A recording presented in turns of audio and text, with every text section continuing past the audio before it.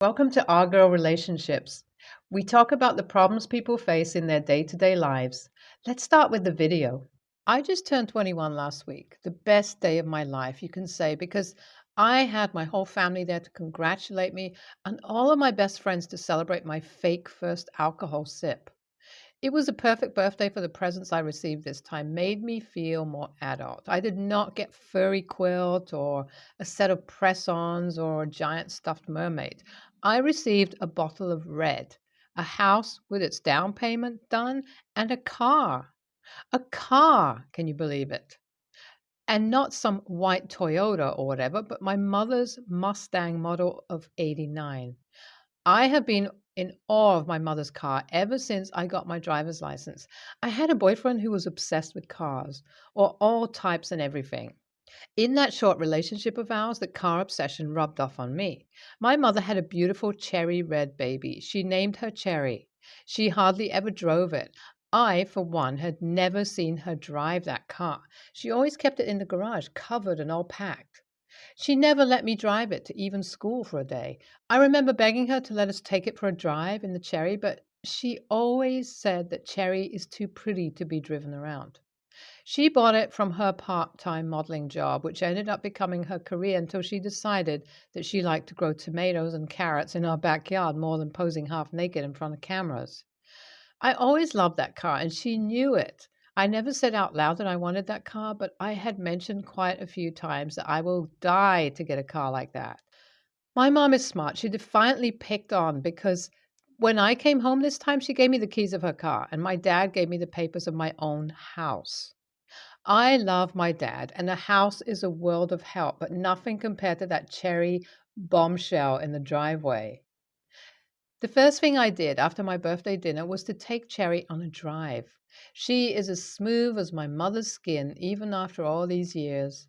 I enjoyed my 21st to the fullest and decided to stay one more day at my parents' to properly thank them for everything they do for me. My office is closer to my parents' house, so I thought that I will just go to work from there. Now I work as an editor at an entertainment news agency. We publish a bunch of tabloids, have domains all over social media and everything. It is basically a Hollywood reporter kind of job, but it is fun and it pays real well, and you get to meet fancy people every now and then. So I got into it. So, yes, I wanted to show off my vintage red 89 Mustang at work. So I took it, obviously, which I should not have because when I did take it to work, it grabbed more attention than Madonna would have. I parked it and went to my desk, waiting for the lunch to talk all about my car. But it was a news agency. Gossip travels at the speed of light in these places. So when I started to notice the sly looks and hear my name in the whispers, I picked up. Quite a few asked me if that hot bombshell outside was mine, and I very excitedly said yes, that it was my mom's in late 80s, but she gave it to me for my birthday, to which they gave me mocking laughs. At first, I thought maybe they're all jealous because they all think I bought the Mustang, meaning I earned so much, but it was something else. I walked two desks down and asked an intern about what is going on, and she said I should go check my car's ass. Everybody is checking that out. I gave her a weird face, but then walked out to the parking lot, and there was already an audience checking my car's ass out for real. So when I went to stand with them and looked at the car, I was shocked. My mother's car's number plate did not have numbers on it. It had written Satan's slave on it. It was a very graphic image of a slave slaving away. I was so mortified. How did she let me drive this to work and not even tell me? I cannot believe I did not even bother to check the car number. It will be a bigger story than Camilla and Sean's breakup at the lunch for about a week. I knew my mom was rebellious. She left home at 16. To this day, she does not talk to her parents because of some rebellious thing she did. But I did not know it was to this height. I mean, the caption was okay, somewhat cool even, but that sex graphic could have been not selected. If that was not enough, I got pulled over on my way back to my place that night because my car did not have any number plate on it. I tried to make the officer understand that it's my mother's car. She just loaned me for a day because I was running late, but he insisted on keeping the car in custody since I had no proof that it was mine. So I did call my parents. My dad came because my mother had to water the tomatoes. How ridiculous. He talked to the officer and showed him some paper they should have given me because throwing me those car keys. It took 2 hours, and then I gave my dad back the keys and left saying that I will take the bus, which I did. I want the car. I love it, but my mother could tell me things before, but she ruined my day and my next week at work. Am I the a-hole for not attending my mother's calls since then? Today was the day I finally moved into the house my dad helped me get by paying the down payment. I earn okay, but not enough to get a house by myself, and my dad is a finance geek. He said getting a house now will help me manage my money because expensive living will keep increasing, and a house is a must. I was so excited to finally call this place my home. I saw it a few months back through an agent and immediately fell in love with it. Everything is perfect, and a red vintage Mustang in my driveway would have been the cherry on the top. So I thought. My mom was here, but apparently she was also hurt that I returned her gift, her car, to her, which I did not. The car got me in trouble and embarrassed the crap out of me at work in a day. I was just in a bad mood, and the fact that she did not care to mention the number plate thing or even gave the car to me legally so I could not be pegged as a thief by the police just drove me mad. We were walking around adjusting the new furniture for half a day when I could not control any more and asked if she is willing to give me the car back. She seemed happy that I still wanted the car, and she said, sure. But this time I was not just getting the keys. I told her I wanted it transferred to me legally, and I want to know the whole story about the number plate, which of course will not stop me from getting it scratched off and changed and replaced with something that actually resembled the numbers. She laughed and asked me to come over and pick up the car the next weekend, and she will tell me everything I needed to know. I agreed. I cannot wait to see Cherry sitting on my porch, guys. I will keep you updated. Guys, you will not believe what happened. So, as my mom asked, I went over to my parents' house last weekend to pick up the car and for dinner. To pick up the car mostly, but yes, dinner also. And at dinner, my mother told me how she got the car.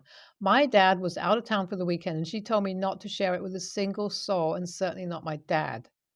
She got the car from an owner of her agency when she was modeling. She told me the name of the agency and the name of the owner too, but I'm not going to reveal that here for obvious reasons. She was 15 when she started to model for local ads and things, but then she was scouted as a lingerie model. That was because she lied about her age to the agent who scouted her. And when her parents found out, she ran away from home. She said she was young and naive, so did not know much. She thought if she sleeps with the boss, she'll become a supermodel. He did not make her a supermodel, but he used to buy her expensive gifts. And one day she said she wanted a car, and he gave it to her. She was the main model of a lingerie campaign called Satan's Slave. And that is how he told her that he made her the star of the campaign and that she will be the main model. She was not. He lied to her. He never gave mom the papers or things like that for the car, so she just took it and brought it home. When he tried to take the car back, she said she will tell his wife that he had been sleeping with a 17-year-old for 3 years. That shut him up. And he never bothered her again. My mom stopped modeling, started working as a chef, and then she met my dad. They got married after a few years, and it has been going smooth since then. My dad knew that she worked as a lingerie model and he had no problems with it, but she did not think telling him that she was sleeping with her boss for favors would paint a good picture in his head. That explained why she never used the car. But she told me that she will get the car registered in my name with the help of an old friend and that I could change whatever I do not like about it. Cherry is all mine. My mom was a badass. I always thought of her as a perfect cottage care house lady, but she has been kick-ass back in the day. So that was the thing, guys, and Cherry looks amazing in my new house's driveway. Defiantly the a-hole. I mean, who gets mad at that? It was her car. She could have anything on it. You should be grateful that she gave it to you, however it is. Your mother is too nice for you. I am so jealous. It was quite a family story. I feel better when I think other families in the world also have their secrets that they reveal at a certain point in their life. NTA for me, your mom is very sweet, and getting mad after having a bad day is not even that big of a deal. I'm a 14-year-old female, and I have a stepsister, 9, female, that likes to copy everything I do. We have a swimming pool, and in the swimming pool, I have a thing I like to do. It is kicking off the wall and swimming to another wall back and forth over and over again. My sister likes to copy that, but she sometimes gets too close, and I don't want to accidentally hurt her. Once I notice that she's getting too close and not fixing it, I'll ask her nicely to stop getting so close. And if she can't do that, then to just stop. She usually fixes it, but this time she didn't, and I just ignored it and kept swimming. Well, I asked her again to please stop getting so close. And when she didn't listen, I accidentally kicked her in the side. Keep in mind, I'm 14 years old, so I'm not exactly strong. I kicked her underwater. So if you have ever swam in a pool, you know you can't kick hard underwater. I also did it on accident. It was just swimming. Well, my stepdad was on the porch, and when my stepsister came up for air, she was fake crying and screaming that I just kicked her in the face really hard. When my stepdad heard her crying and screaming, that he asked me what happened, and I explained the whole story about how I asked her to stop 2 times and then I accidentally kicked her on the side. My stepsister then started saying that I was lying and I kicked her in the face hard on purpose. Let's just say my stepdad definitely worships his daughter and favors her over me. Now, do I blame him? No, because I'm not his biological daughter, but he makes it extremely obvious that he loves her way more than he does me. So when he heard from his daughter that I kicked her hard in the face on purpose, he proceeded to call me a bunch of names along the lines of a brat, terrible sister, bitch, arrogant, and a bunch of other things. Well, when my mother heard all the screaming from my stepsister and her dad, she came out and asked what happened. I explained what actually happened and what my stepsister had said happened and told my mom everything my dad called me. My mother kicked him out and told him and his daughter to pack their stuff and leave. After a while of arguing from my mom and stepdad, they eventually left with all their stuff. I asked my mom what she was going to do, and she said she wasn't sure, but no one was going to disrespect her daughter ever and think that they're going to get away with it. All of that was about 5 days ago, and my mom and stepdad have been fighting over the phone at least once a day about the whole thing. I asked her today what was happening, and she said she was divorcing him. I was shocked. I can't believe this all happened because of me. I could have just apologized for something I didn't even do. But it would have maybe stopped all of this. So, AITA for causing my mom's and stepdad's divorce over a swimming accident? It didn't happen because of you. It's happening because she won't sit back and let him verbally abuse you. There could be hidden factors you're not aware of, and this was a catalyst or final straw. Either way, good for her for making this decision. Nothing is your fault. NTA. NTA, you didn't cause this. Your stepdad refusing to listen to you or treat you fairly did. You said you don't blame him for favoring his bio daughter, but frankly, that's heartbreaking. Biology should not mean favoritism in a healthy blended family. I'm glad your mom stands up for you. You deserve it.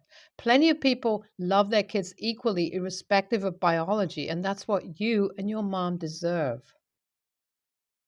I, 49 male, have 2 children with my ex-wife, Mary, 52, Lisa, 27, and Jack, 24. Only reason we got married was because she got pregnant and I was basically told by her and my parents that we would be getting married. Big mistake. As soon as Lisa was here, Mary did a complete 180. Before the birth, it was agreed that Mary would go back to work after she recovered while our mothers would take turns watching our daughter. Instead, Mary quit her job without telling me and demanded that I take on the full financial burden while she spent whatever money we had to her heart's content. She would almost never adhere to the budget, no matter how hard I tried to explain how important it was to her, and we would get behind on bills. She would always blame me for not working more so that we'd have enough money and complain to her family, but never gave the full story, so I was seen as lazy when I didn't help with Lisa. That was only because I was so tired from already working 12 to 18-hour shifts every day, 6 days out of the week.